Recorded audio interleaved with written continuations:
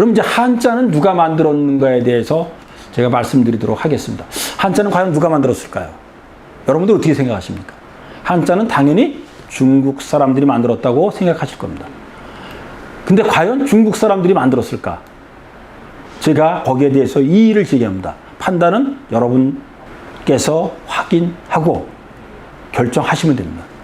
근데 저는 감히 중국 사람들이 만들었을 리가 없다.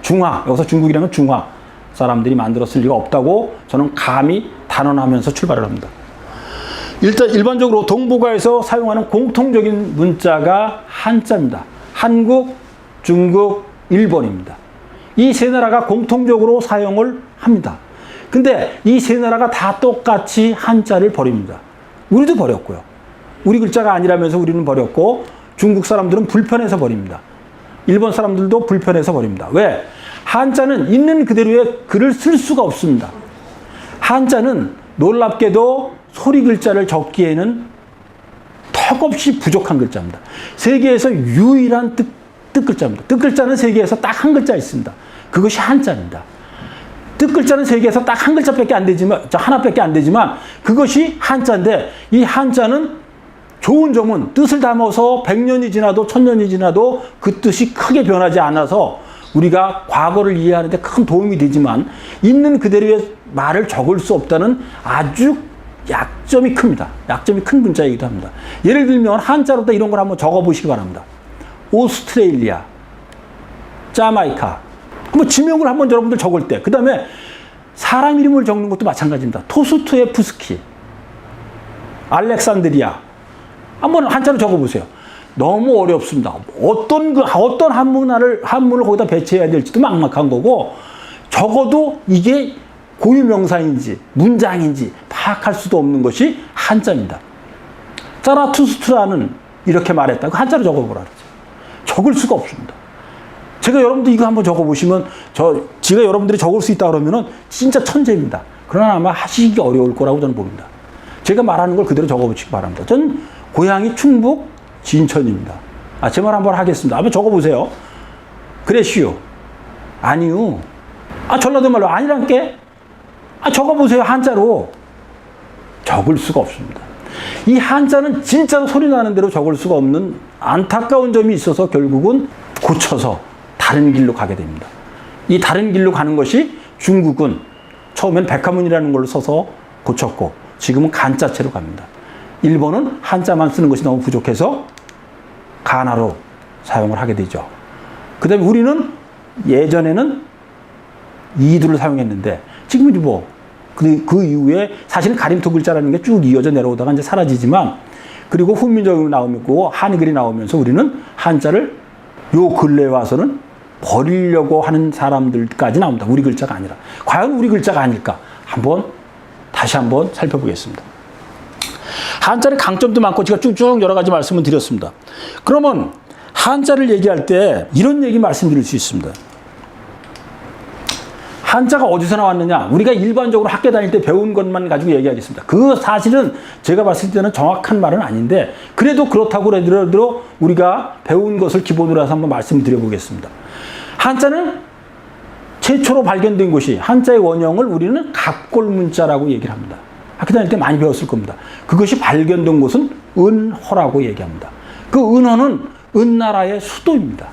그럼 은나라가 어떤 나라 사람인지를 알면 그 문자, 한자를 만든 나라의 사람들도 이해할 수 있을 것이라고 봅니다. 그럼 누가 만들었을까요?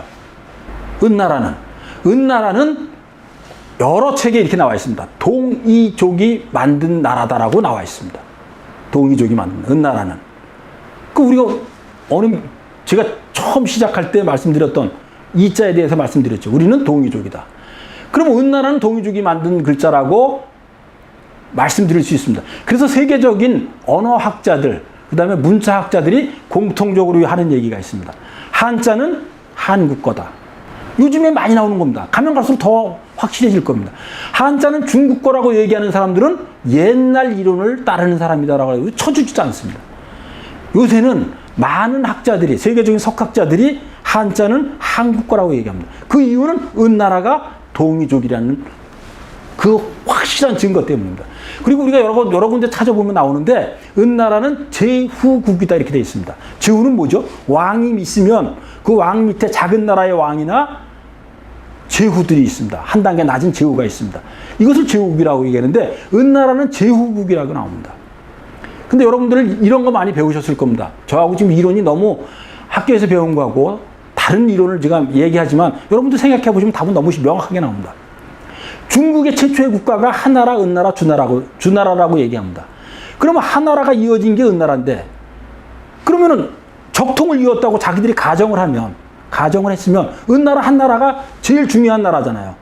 그럼 자기들이 핵심 국가인데 어떻게 은나라는 여러 군데에서 이런 말이 나와 있습니다. 제후국이라고. 그럼 뭐죠? 모국이 있는 거 아니에요? 모국이. 그 모국이 어딜까요? 은나라는 자기들이 중심 국가라고 얘기를 하는데 거긴 제후국이라고 나옵니다.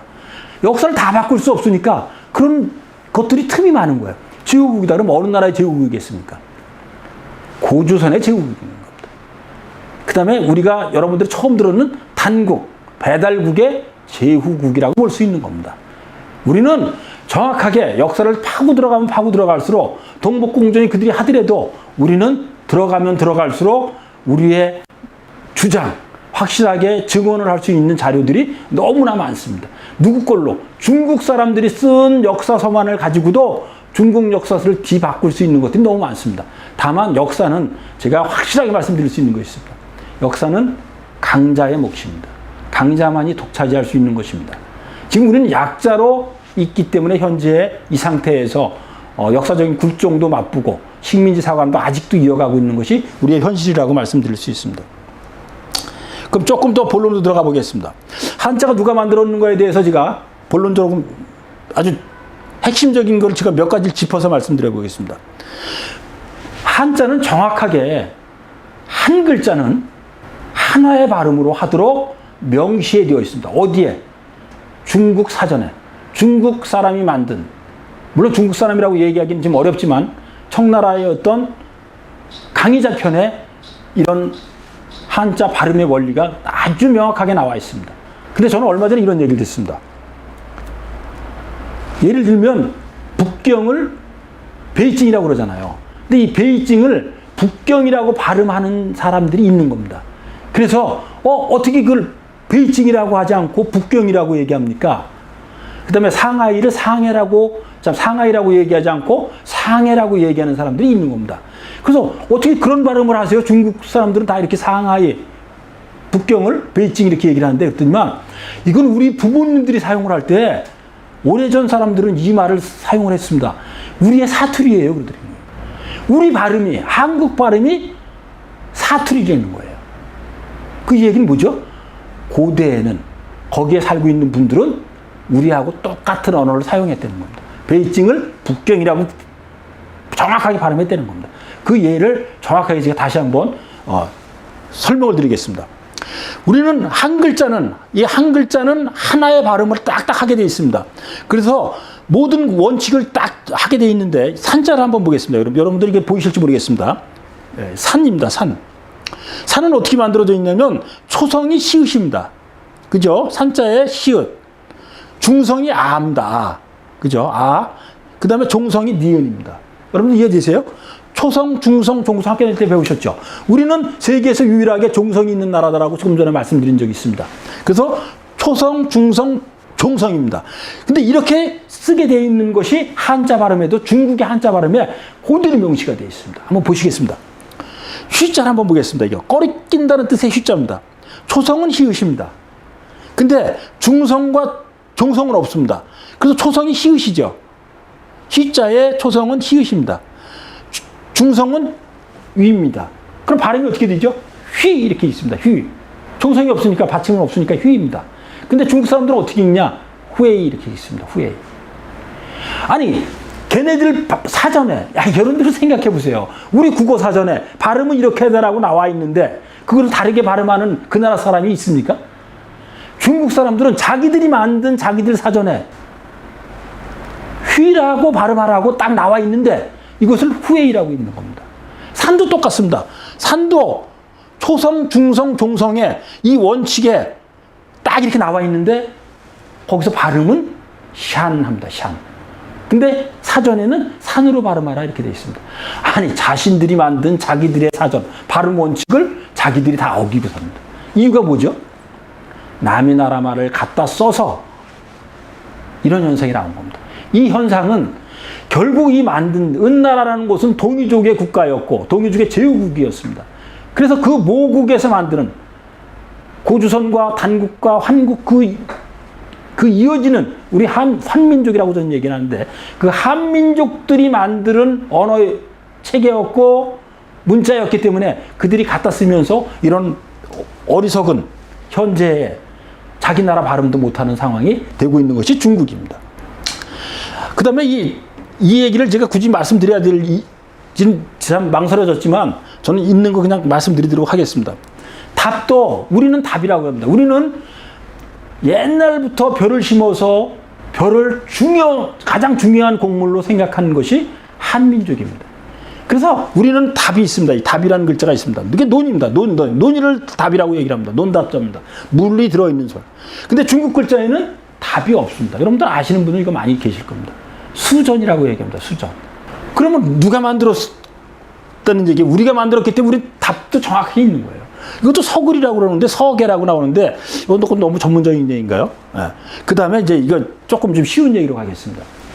그러면 중국 사람들이 한자를 자기들이 만들었으면 그 발음 원칙에 의해서 정확하게 만들어야 되잖아요. 예를 들면 우리가 발음하고 있는 거하고 한자는 정확하게 만듭니다. 한자는 허투루 만든 게 없습니다. 정확하게 그 뜻을 그 한 글자에 다 집어넣으려고 많은 노력과 정성을 들인 것이 한자입니다. 그럼 예를 들어 제가 한번 보시면 여기 호흡이라고 있습니다. 호흡. 호는 분다는 뜻입니다. 호하면 바람이 나갑니다. 바람이 부니까. 흡은 빨아들이는 겁니다. 근데 우리 발음 원칙이 어떻게 되어 있냐면 불 때는 호하고 입을 벌리고 있으면 됩니다. 계속 호하면 됩니다. 여러분들 한번 따라해 보세요. 호 해보세요. 그럼 바람이 나갑니까? 들어옵니까? 호. 불호자이기 때문에 바람이 나갑니다. 흡은 빨아들입니다. 우리의 발음 원칙에서 빨아들일 때는 바람이 확 바깥에서 불 때 문이 확 닫히는 걸 여러분들이 경험해 보신 적 있을 겁니다. 두 문이 이렇게 있다가 열려 있다가 바람이 바깥에서 불면 확 닫혀서 확 닫혀버립니다. 우리도 똑같습니다. 흡도 그 원리에 똑같습니다. 흡 그러면 바람이 쫙 빨리 들어오면서 입이 닫혀버립니다. 흡. 그러니까 우리는 부는 건 호, 빨아들이는 건 흡입니다. 호, 흡 이렇게 됩니다. 근데 중국 사람들은 발음을 못합니다. 호를 후 합니다. 후.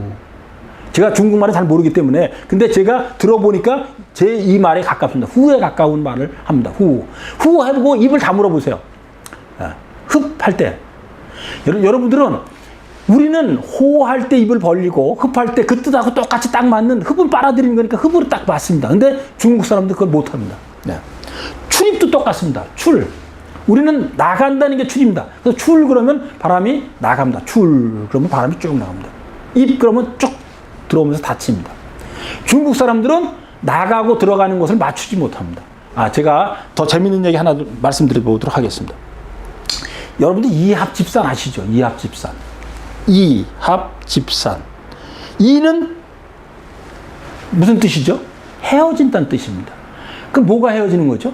입술과 입술, 이와 이가 헤어집니다. 이를 여러분들 입을 다물고 해보세요. 입은 헤어지라고 되어 있는 거예요. 발음할 때도 그렇고 입의 원칙도 그렇고 뜻도 그런 거예요. 근데 이 하면서 입이 벌어져야 되잖아요. 헤어져야 되잖아요. 근데 이가 붙으면 돼요? 안 되지. 이를 붙이게 해보세요. 안 됩니다. 절대. 합도 한번 보겠습니다. 합. 우리는 합하면 닫힙니다. 합. 근데 합을 중국 사람들은 뭐라고 그러죠? 허라고 발음합니다. 허 하는데 닫혀요. 허. 아니 입을 닫으라고 붙이라고 얘기했잖아요. 합. 근데 왜 굳이 그 뜻하고 다르게 허합니까? 허하고. 이게 중국 사람들이에요. 자기 말의 뜻하고도 전혀 발음 원칙하고도 다르게 만들어져 있습니다. 그래서 합은 합치는 겁니다. 그 다음에 집은 모은다는 뜻이에요. 집. 모을 집이잖아요. 집. 모아지잖아요. 집 모아져. 산. 흩어지잖아요. 흩어지는 게 헤어지는 거잖아요. 산. 너무나 놀랍습니다. 우리는 헤어지라고 하니까 이 헤어지고 합해지라고 그러니까 합해지고 모아지라고 그러니까 집이 합해지고 산 그러면 흩어지잖아요. 그리고 너무나 정확하게 딱 듭니다. 중국 사람들은 진의 글자라고 우기면서도 발음 원칙도 안 됩니다. 그 다음에 발음 원칙도 안 되고 뜻하고도 전혀 반대되는 입의 구강 구조를 가지고 있는 거예요. 그럼 누가 만들었겠어요? 한번 여러분들 고민 많이 해보시기 바랍니다. 이거는 예전에 설문해자라고 만들 때 옛날에 고대에 있었던 한자 체계를 완전히 바꾸게 됩니다. 누가? 허신시대 때에 와서 바뀌게 됩니다. 그때는 서글이라고 돼 있었습니다. 요 대자가 빠져 있는 겁니다. 서글. 요 개자가 우리는 글입니다. 글. 요 글자 요거 자세히 보시면 한번 자세히 보세요. 화면으로 보일지는 모르겠지만 이렇게 세 개를 그었습니다. 이렇게. 그죠? 세 개를 그었습니다. 그 다음 밑으로 그었습니다. 이게 거북등에다 그은 거 표시하는 거예요. 이렇게. 하나, 둘, 세 개를 그었어요. 그 다음에 쭉 내려 그었습니다. 그죠? 이게 표시하는 걸 그대로 나온 거예요. 근데 뭘로 걷느냐? 칼도자가 있어요. 칼도자야. 칼도. 칼로다가 쭉쭉쭉 그어서 글을 썼다 그래서 글입니다. 이게 글. 근데 이걸 개라고 읽죠. 우리는 글을 아직도 글이라고 그대로 읽어요. 근데 중국 사람들은 개라고 읽습니다. 이거는. 우리 거일 가능성이 너무 야나몽. 그 다음에 환단곡이라는 책 제가 말씀드렸습니다. 제가 이 환단곡이를 책을 접하면서 저는 전율을 느꼈었습니다. 세상에 이런 책이 다 있을까? 너무나 놀라웠습니다. 야, 이게 도대체 이게 믿어도 될까? 안 믿어. 저는 모든 걸 학문적으로 볼 때 처음부터 의심부터 합니다. 이것은 내가 확인이 돼야지 믿습니다. 어디선지 확인되지 않으면 저는 믿지 않는데 처음에 그 책을 접했을 때 뭐 단군이 47분이 계셨다. 와, 뭐 47분? 단군은 한 사람으로 알고 있는데 단군은 왕이란 뜻이에요. 그러니까 우리가 배운 환인, 환웅, 단군이 한 분 한 분의 사람으로 알고 있었는데 환인이 7분, 환웅이 18분, 단군이 47분이 있었다는 얘기만 거기서 딱 보는 순간 야, 뭐 세상에 이런 책이 다 있어. 제가 집어 던졌습니다. 제가 배운 거하고 너무 다른 얘기를 거기 적혀 있으니까. 근데도 제가 공부를 하다 보니까 한국인 공부를 제가 꾸준히 해왔다고 말씀드렸습니다. 공부를 하다 보니까 너무 다른 세상이 있는 거예요. 야, 이게 다시 한번 제가 환단고기를 무려 1600페이지가 넘습니다. 이렇게 두꺼운 책이. 그것도 독파랍니다. 독파라고 나서 머리통을 한 대 망치로 두드리게 맞은 그런 느낌이었습니다. 세상에 이런 위대한 책이 있나. 우리가 몰랐다고 얘기했던 걸, 우리가 지금 다 버렸다고 얘기하고 모르는 것들이 그 안에 다 들어있습니다. 왜 우리는 상투머리를 했나? 왜 우리는 옛날에 댕기머리를 하고? 그 다음에 나라 이름이 왜 한국인가? 왜 우리는 삼조국을 숭상하고 태양족이라는 얘기를 하나? 이런 것들이 환단국이라는 책이 다 들어있는 거예요.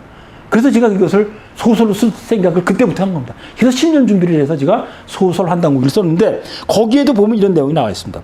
초대 환웅천왕이 이게 단국이 있었던 겁니다. 여러분들 단국 처음 들어보시죠? 신지현덕한테 신지현덕, 신지는 벼슬 이름입니다.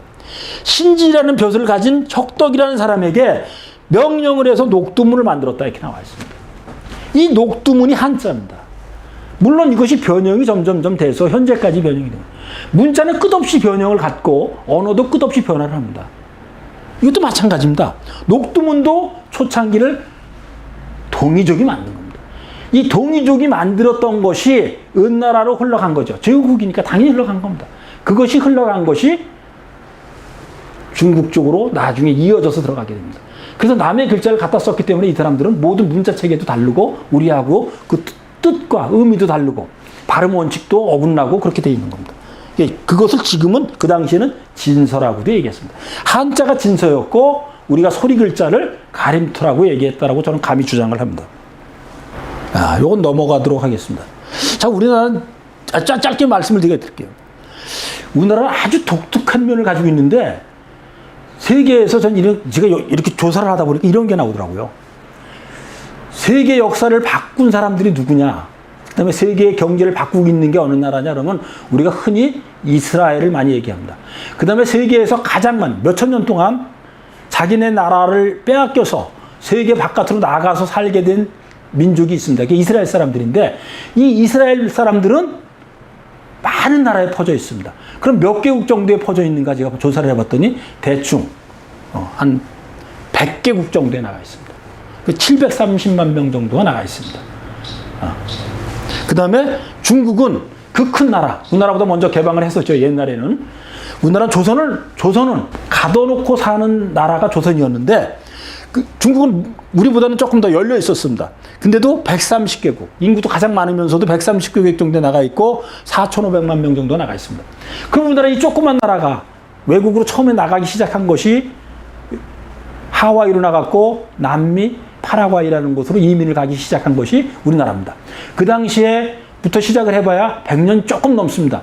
근데 우리나라 사람이 세계에서 얼마나 정도 나가 있느냐. 이스라엘이 한 100개국 나가 있고 중국이 130개국이라고 말씀드렸습니다.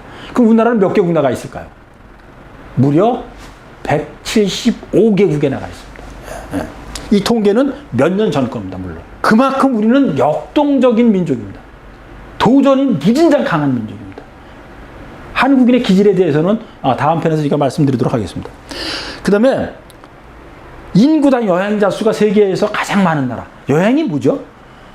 새로운 나라, 우리하고 다르게 살아가는 사람들의 세상을 찾아가는 것이 여행입니다. 이것을 인구 단위당 가장 많은 사람이 여행을 다니는 나라가 한국입니다. 세계에서 1위입니다. 1위. 이만큼 우리는 역동적이고 도전이 강한 민족입니다.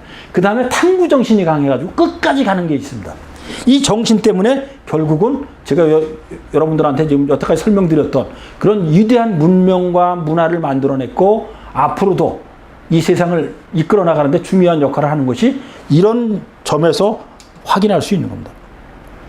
그 다음에 홍익인간에 대해서 제가 말씀을 아주 짤막하게 핵심만 말씀드리도록 하겠습니다. 이것은 역사하고 얘기하지 않으면 이야기가 되지 않습니다. 널리 사람을 이롭게 한다는 뜻인데 해석은 아주 여러 가지가 될 수 있습니다. 인간을 크게 세상을 깨닫도록 하라는 뜻도 됩니다. 홍익이. 인간에 대한 뜻도 여러 가지가 될 수 있습니다. 인간이 우리가 얘기하고 있는 이 인간은 여기서 인간은 지금의 인간하고 다른 의미로 쓰였던 것도 고대에 있었습니다. 그 다음에 홍익인간에 대해서 제가 말씀을 아주 짤막하게 핵심만 말씀드리도록 하겠습니다. 이것은 역사하고 얘기하지 않으면 이야기가 되지 않습니다. 널리 사람을 이롭게 한다는 뜻인데 해석은 아주 여러 가지가 될 수 있습니다. 인간을 크게 세상을 깨닫도록 하라는 뜻도 됩니다. 홍익이. 인간에 대한 뜻도 여러 가지가 될 수 있습니다. 인간이 우리가 얘기하고 있는 이 인간은 여기서 인간은 지금의 인간하고 다른 의미로 쓰였던 것도 고대에 있었습니다. 결의만을 인이라고 얘기했던 적이 있었습니다. 그러면 일반 백성은 뭐로 했냐? 민이라고 했었습니다. 그런 적도 있었습니다.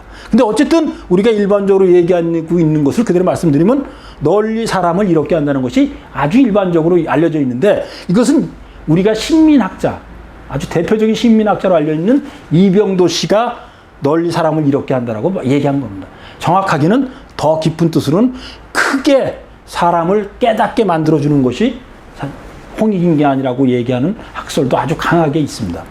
그러면 여러분들 이거 보시면 왜 홍익인간이 여기서 탄생을 했을까? 홍익인간이 괜히 나온 게 아닙니다. 세계 어느 나라에도 제가 옛날에 강의를 하다 이런 적이 있습니다. 그때가 저기입니다. 여러분들한테 저 앞서 부분에서 말씀드렸는데 제가 외교통상부에서 주최하는 그 대사들과 그 다음에 한국에 와 있는 교수들한테 제가 강의를 한 적이 있었는데 그때 그 강의를 했을 때 어떤 분이 저한테 와서 이런 얘기를 하더라고요. 자기도 예전에 이 홍익인간에 대해서 강의를 한 적이 있는데 자기가 강의를 할 때 터키에서 오신 분이었대요. 근데 젊은 사람이 이 홍익인간에 대해서 강의를 쭉 하니까 의미를 이제 설명을 한 겁니다. 그랬더니만 눈물을 줄줄 흘리더래요. 그래서 이 사람이 내가 강의를 하는데 딴 생각을 뭐 옛날 애인이나 누구 생각을 해가지고 눈물을 흘리는 건지 아니면 이 홍익인간에 대해서 뭐 느껴서 눈물을 흘리는 건지 궁금해서 강의가 끝나자마자 그 사람한테 다가가서 물어봤답니다.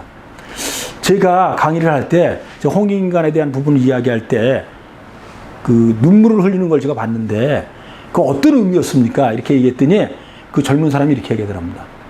세계 어느 나라에 이런 위대한 건국이념을 가질 수 있습니까? 아니 모든 건국이념이라는 건 제가 알고 있는 거로는 나가서 싸우자 이기자 우리끼리 잘 살자 우리 민족이 위대하다 너희들은 열등하다 이것이 기본입니다. 지금 현장도 다 마찬가지입니다. 미국의 패권주의나 중국의 패권주의도 다 여기서 나오는 거고요. 모든 민족주의가 여기서 나오는 건데 이런 얘기가 나온 거예요. 도대체 이게 뭔지 그랬는데 이 터키에서 온 사람은 홍익인간 얘기를 듣고 널리 사람을 이롭게 한다는 얘기를 듣고 이 사람은 충격을 받은 겁니다. 야, 우리만 잘 살자는 게 아니라 세계 모든 인류 공동체가 다 같이 어울려서 경계를 두지 않고 잘 살자는 것을 이야기하는 건국이념이 있다? 너무 놀라워했다고 합니다. 그것이 우리의 이 위대한 홍익인간의 이념입니다. 그럼 이 홍익인간의 이념은 어디서 나왔을까? 저는 이렇게 생각을 합니다. 우리는 최초의 국가가 환국이고 두 번째 국가가 단국이고 세 번째 국가가 한국입니다. 한국을 고조선이라고 말씀드립니다. 그럼 이 한국은 어떤 나라였느냐? 연합체였습니다. 12개의 나라가 9개 부족, 12개의 나라로 되어 있는데 9개 부족이 뭉쳐서 하나의 나라를 만든 것이 한국입니다. 지금처럼 탄탄한 국가 체계는 이루어지지 않았지만 국가라는 형태를 최초로 띄었다고 설명할 수 있는 것이 한국입니다. 그러니까 결국은 여러 나라와 여러 부족이 모여서 만들어졌기 때문에 나만 잘 살면 안 되는 겁니다. 다 같이 9개 부족과 12개의 나라가 힘을 모아서 서로 돕고 살자는 의미를 가졌기 때문에 홍익인간이라는 건국이념이 나온 겁니다. 단국도 마찬가지입니다. 9개의 부족으로 만들어졌다고 그러는 것이 일반적인 학설이니까 그 단국도 뭉쳐야 되는 겁니다. 연합을 하고 뭉치고 그러기 위해서는 서로 돕는, 서로 이롭게 하는 것이 필요했을 것으로 봅니다. 삼한체제와 삼조선 체제는 고조선의 체제입니다. 고조선의 처음 체계는 왕이 있었고 그 다음에 부왕이 2명이 있는 겁니다. 좌현왕과 우현왕이 있어서 이 3개국, 그게 우리가 얘기하는 마한, 진한, 변한입니다. 번한이라고도 얘기하죠. 마한, 진한, 번한 체제가 진한이 이제 왕이 있는 곳이고 마한과 번한은 부단군이 있는 거죠. 부단군이 있었던 게 삼한체제가 됐다가 44세 때 되면 이 조선이 아주 어려움을 처하게 됩니다. 예. 그러니까 옛날 고조선 말씀드리는 겁니다. 고조선이 위험에 처해서 결국은 부열한 이름으로 이름을 개명을 하게 됩니다. 그래서 결국은 이 모두가 여러 체제계에 의해서 한 나라가 아니라 여러 나라가 같이 묶여져 있었기 때문에 홍익인간이라는 개념이 나왔고 이 체계가 진정으로 이 시대에 필요한 민족주의만이 사는 것이 아니라 다민족 국가에서 우리도 지금 다문화 사회가 지금 이루어지고 있지 않습니까? 마찬가지로 지금 그런 사회로 가기 위해서는 너무나 유익한 홍익인간의 세계가 필요한 시대라고 말씀드렸습니다. 들을 수 있습니다. 그리고 여러분들한테 제가 꼭 말씀드리고 싶었던 겁니다. 이건. 저는 나라 이름의 뜻을 알아야 된다고 생각을 합니다. 세계 어느 나라에 자기 나라의 이름의 뜻을 모르는 나라가 있습니까?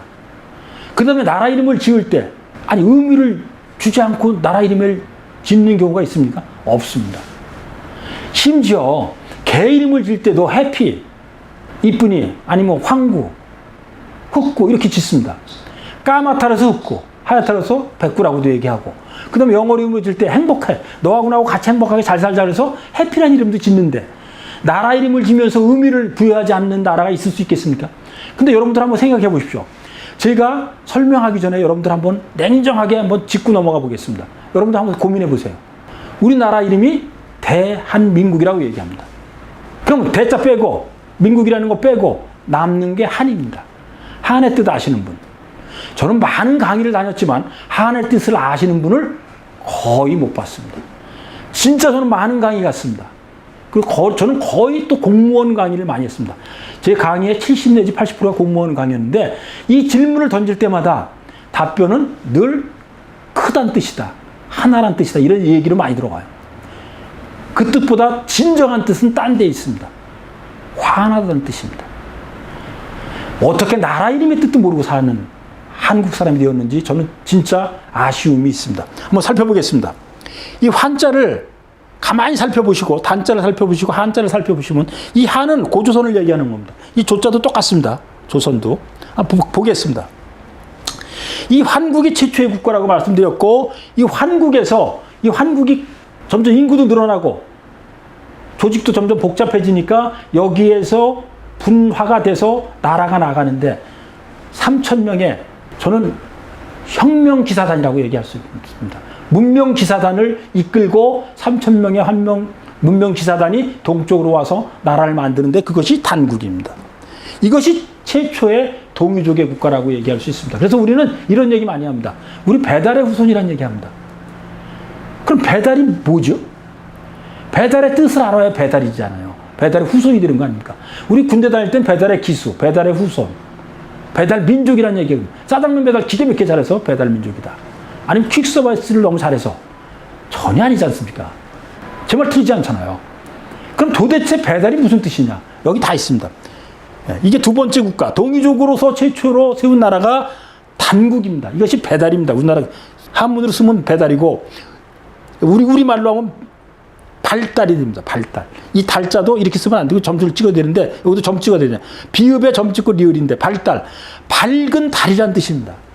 그럼 이 달은 무슨 뜻이냐? 지금도 사용하는 말입니다. 응달, 양달 할 때 달입니다. 응달이 뭐죠? 햇볕이 안 비치는 땅. 양달, 햇볕이 비치는 땅. 그죠? 땅이라는 뜻입니다. 배달은 밝은 땅이에요. 왜 밝으죠? 태양이 제일 먼저 뜨기 때문에. 동쪽에서. 그래서 우리 태양족을 숭상하는 것도 바로 여기서 나오게 됩니다. 그 다음에 이것도 밝다는 뜻입니다. 이 환은 환하다를 한문으로 쓴 게 환입니다. 환. 단도 똑같습니다. 제가 한번 설명해 보겠습니다. 이 환자를 왜 이게 하늘입니다. 일자가. 요 일자가 있습니다. 밑에. 요것은 땅입니다. 하늘과 땅 사이에 뭐가 들어있죠? 해가 들어있습니다. 태양이 들어있습니다. 이것도 똑같습니다. 단자도. 이 상투는 빼버리고 상투도 중요한 의미를 가지고 있지만 이 상투는 빼버리고 여기서 설명하겠습니다. 이 네모는 우리나라의 그 피라미드 형태를 막 얘기하는 거예요. 첨성당 같은 걸 얘기하는 거예요. 이 네모 두 개는. 네. 그럼 요 일자가 있습니다. 여기 하늘입니다. 이것이 땅입니다. 그 안에 뭐가 있죠? 해가 들어있습니다. 정말 틀렸습니다. 진짜입니다. 한자도 똑같습니다. 여기 십자가 들어있고 십자가 들어있습니다. 이게 하늘과 땅일 수도 있고 세상 모든 걸 얘기할 때 10이라고 합니다. 한문에서 10은 10, 100, 1000만. 이것은 모두 세상 모든 걸 얘기합니다. 오를 얘기합니다. 오, 영어로 올. 모든 걸 얘기하는 겁니다. 그러면 세상 모든 거와 사이에 뭐가 있죠? 똑같이 해가 들어있습니다. 태양이 들어있습니다. 이렇게 태양이. 그럼 뭐냐요? 하늘과 땅 사이에 태양이 들어있는 게 환이고 단이고 한입니다. 그럼 우리가 제일 중요하게 세상에서 제일 중요하게 여긴 게 뭐냐? 그대로입니다. 태양입니다. 태양. 환국과 단국과 한국이 모두 똑같이 태양을 제일 중요하게 여겼습니다. 그래서 우리는 태양족이라고 얘기하는 겁니다. 그래서 우리가 알고 있는 것들 중에 이런 얘기가 있습니다. 삼조고 아시죠? 삼조고. 삼조고는 인간계와 태양계 사이를 왔다 갔다 하면서 서로 연결을 시켜주는 존재가 삼조고입니다. 다리가 3개 달린. 우리에게 3은, 한민족에게 3은 진정으로 중요한 숫자입니다. 3이라는 숫자 하나만 이해를 하면 한민족의 반을 이해하게 됩니다. 근데 여기에 똑같이 하늘, 땅 사이에 태양이 들어있습니다. 다 이렇게. 그래서 우리는 이 이야기를 다시 이야기하면 이렇게 됩니다. 하늘과 땅 사이에 태양이 들어있는데 그게 제일 중요한 게 있다. 제가 한의 뜻을 말씀드립니다. 이 건국 이념, 우리의 한의 뜻의 이념을 지금 말씀드리는데 이것은 꼭 외워주시기 바랍니다. 너무 중요합니다. 한은 태양의 밝은 기운을 몸과 마음으로 받아들여서 내 몸과 마음이 환해지는 것이 한입니다. 다시 한번 말씀드립니다. 이건 너무 중요한 겁니다. 이것만이라도 여러분들은 제 강의 이번 시간에 들은 것 중에서 이거 하나만 기억을 해도 여러분들은 큰 걸 기억했다고, 중요한 거 하나를 여러분들은 이해하셨다고 저는 말씀드릴 수 있을 정도로 이건 진짜 중요하다고 생각을 합니다. 다른 것도 중요하지만 나라 이름의 뜻만큼은 알아야 된다는 것이 제 생각입니다. 태양의 밝은 기운을 몸과 마음으로 받아들여서 내 몸과 마음이 환해지는 겁니다. 광명민족입니다. 그래서 우리는 태양민족입니다. 이 한의 뜻은 너무나 위대한 뜻을 가지고 있고 나라 이름의 뜻이 곧 우리의 밝은 광명민족을 그대로 가지고 있는 것이 한입니다. 그리고 다시 한번 말씀드리지만 배달이라는 국가는 동이족이 만든 최초의 국가이기 때문에 우리가 배달의 후손이라고 얘기하는 겁니다. 그러면 환국, 제가 여러분들한테 말씀을 드렸는데 그럼 환국이 있었던 나라냐? 분명하게 나옵니다. 분명하게. 물론 환단고기에 당연하게 나오죠. 환단고기에는 한민족의 아주 근원적인 것들은 다 들어있습니다. 그리고 환단고기가 우리한테 알려기 전에 이미 삼국유사에, 삼국유사 누가 썼습니까? 이련 스님이 썼죠. 이련 스님이 쓴 앞부분에, 아주 앞부분에 명시가 되어 있습니다. 석유환국이라고 나와 있습니다. 오렐 석자 있을 루자 환국. 오래전에 있었다. 뭐가? 환국이 있었다라고 나옵니다. 이렇게 나와 있는데도 우리는 배운 적이 없습니다. 그리고 단군에 대한 설명을 쭉 이련 스님이 삼궁주사에서 밝히고 있습니다. 근데도 그거를 신화라고 얘기하는 사람들이 아직도 있습니다. 저는 환빠가 되기를 더 원하지 식빠가 되기 원하지 않습니다. 환빠는 우리가 강대국이기를 원하는 사람들이 모여있는 거고, 식빠는 우리나라가 약소국기를 원하는 사람들이 모여있는 집단이 아닌가, 저는 어떤 때는 그런 생각을 감히 가질 때도 있습니다. 예. 삼조고입니다. 다르게 세 개 달린 거. 이 세 개의 의미는 나중에 다른 시간에서 여러분들한테 말씀드릴 수 있는 기회가 있길 바랍니다. 이것이 지금 우리나라에서는 요 근래에 알려졌지만, 일본 축구협회의 상징물이 바로 삼조고입니다. 그들은 우리 문화가 넘어갔기 때문에 그대로 아직도 지금 가지고 있는 일본의 문화를 아직도 가지고 있습니다. 근데 이것은 삼조고는 우리나라 여러 군데서 무덤에서 발견이 된 겁니다. 요 모양 말고도 다른 모양도 또 있습니다. 예. 이것이 우리나라의 현실적인 고대의 상징물이라고 말씀드릴 수 있습니다. 여러분들 이거 붉은 악마 이거 보셨죠? 붉은 악마. 어떤 사람은 이걸 신라 귀면와라고도 얘기합니다. 그러니까 신라 시대 때에 귀신의 상을 한 그 기와에 많이 나온다 해서 신라 귀면와라고도 얘기를 하는데 절대 아닙니다. 여러분들은 진짜 그런 얘기하는 사람들은 진짜 식민지 사관에 젖어 있는 사람들입니다. 이거는 제가 여행을 하면서도 아주 여러 번 확인한 겁니다. 여러분들 여행을 하다 보면, 중국 여행을 하다 보면 이 얼굴 많이 만납니다.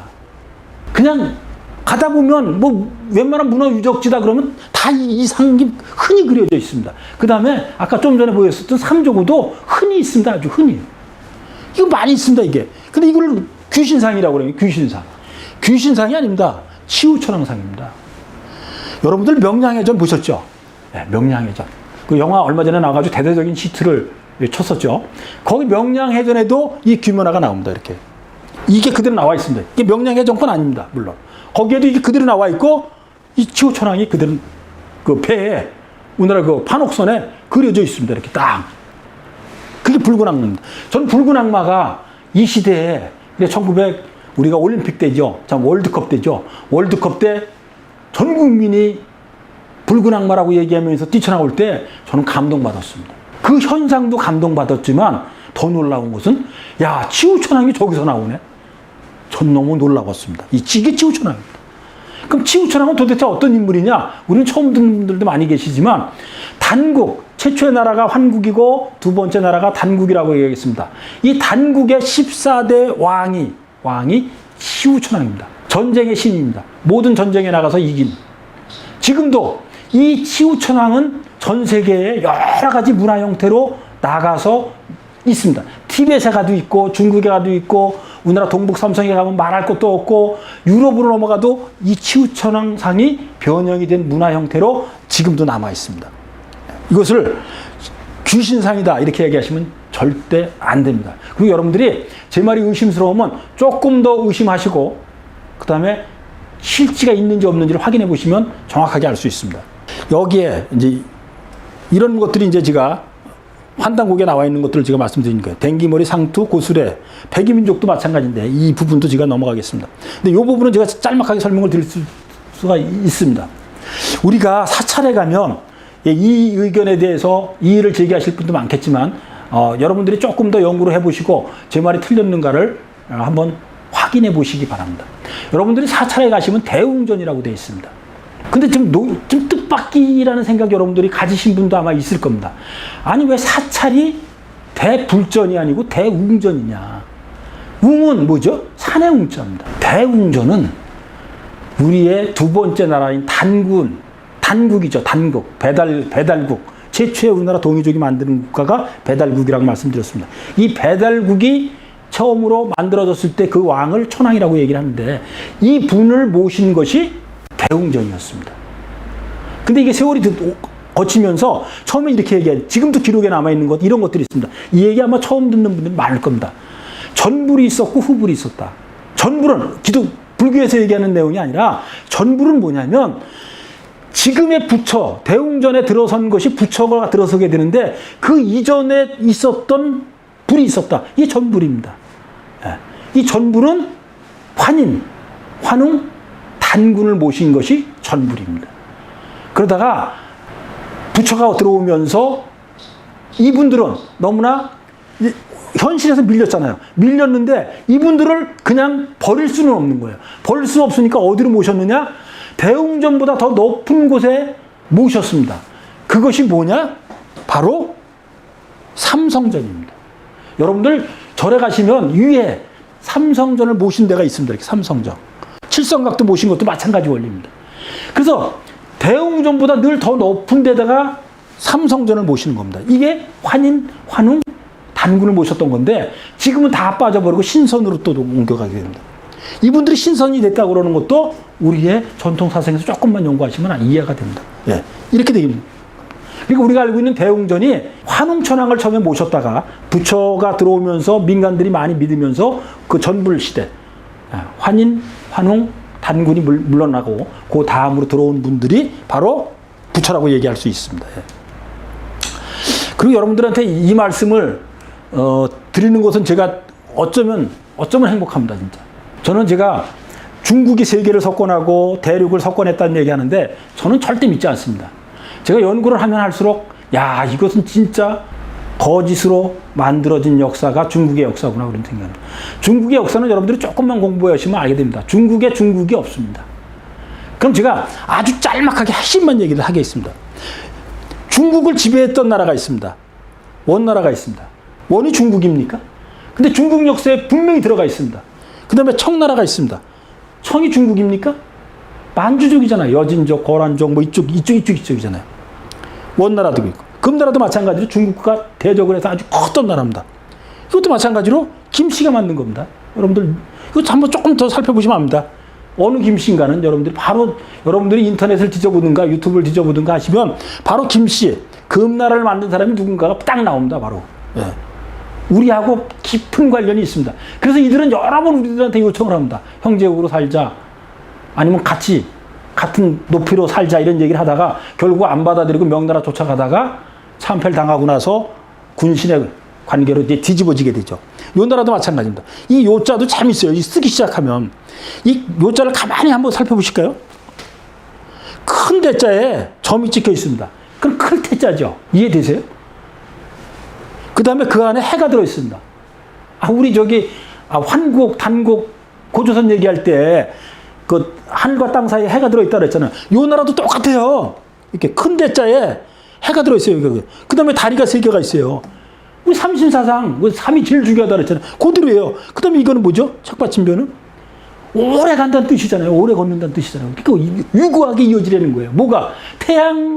우리가 태양을 숭상하는 그 사상이 끝없이 이어지나라고 지은 게 요 나라예요. 이게 우리가 한자하고 똑같은 의미예요, 이게. 그럼 이 나라가 한번 살펴보겠습니다. 여기 위에도 뭐 설명하면 제가 한도 끝도 없이 얘기할 수 있지만, 아니, 중국이 한 번이라도 중국 땅을 넓힌 적이 있어요? 이 나라들 중에 넓힌 나라 있으면 얘기해 보세요. 진나라가 넓혔어요? 그 지역만 통일한 거고, 한나라 마찬가지고. 그죠? 수나라도 마찬가지고, 아니, 동북아까지 넘어온 적이 한 번이라도 있었네, 이거예요. 없었습니다, 이 나라들이 다. 수당 때 겨우 이쪽에 들어오게 되는 거죠. 송나라가 이제 중국적인 요소를 가장 많이 가진 거고, 명나라가 그런 거예요. 나머지는 중국은 자기 스스로 넓힌 적은 없습니다. 남이 나라한테 점령당해서 통일이 되고 넓어졌습니다. 그게 대표적인 데가 금나라고 원나라입니다. 원나라에 의해서 통일되고 넓혀졌지고, 청나라에 의해서 넓혀졌지 어떻게 중국이 통일을 했습니까? 중국의 역사는 주변 국가, 그러니까 우리 동이족과 우리 북방민족들이 점령을 해서 만들어 놓은 나라가 중국입니다. 하운주도 정확하게 얘기하면 동이족들이, 우리 고대에 있었던 나라들이 하운주를, 하나라와 은나라를 만드는 거예요. 주나라는 자체적으로 중국에서 만드는 거고. 결국은 중국은 중국을 넓힌 적이 없고, 중국이 중국의 문화를 만든 적도 거의 없습니다. 중국 문화가 세계를 전파한 것이 아니라 우리가 북방에서 만들었던 고대의 환국, 단국, 고조선에서 만들었던 문화가 하운주로 넘어가면서 그것이 중국화돼서 그것을 자기들 거라고 우기고 있는 것이 지금의 현상이라고 감히 말씀드릴 수 있습니다. 제가 오늘 강의할 내용은 여기까지입니다. 네, 감사합니다.